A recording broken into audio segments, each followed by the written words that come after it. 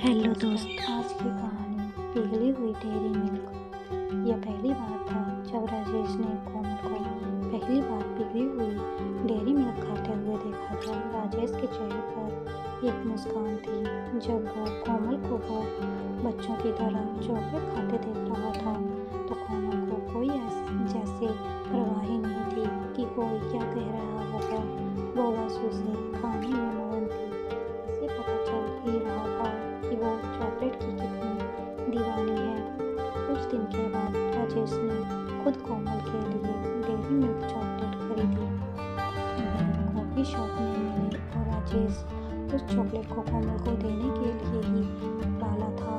लेकिन जब उसने अपने बैग में चॉकलेट को देखा तो उसने ध्यान दिया कि चॉकलेट पिघली हुई नहीं थी। इसी वजह से उसने उसे बाहर नहीं निकाला। कुछ मिनटों के तक उसने चॉकलेट को यूं ही पकड़ के रखा और उसके हाथ की गर्मी से चॉकलेट पिघल गई।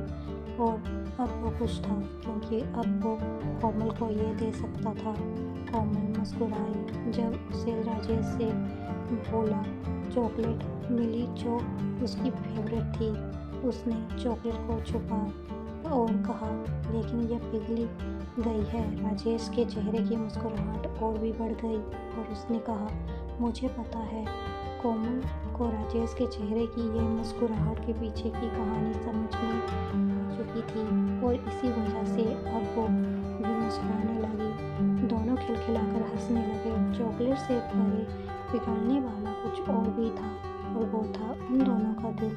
कभी कभी हमारी ज़िंदगी में वो छोटी छोटी चीज़ें बड़ी खुशियाँ ले आती हैं जिन्हें हम ज़्यादा अहमियत भी नहीं देते, क्योंकि हम उन बड़ी बड़ी चीज़ों के पीछे भागते रह जाते हैं जो हमें सिर्फ खुशियों का दिखावा दिखाती है। अपनी ज़िंदगी में उन अहम छोटी छोटी खुशियों को पहचानिए और खुश रहना सीखिए। साथ ही अपने साथ वालों को भी खुश रखिए। अगर आपको हमारी कहानी पसंद आई हो तो कहानी को like, share, comment and subscribe करें। धन्यवाद। राधे राधे।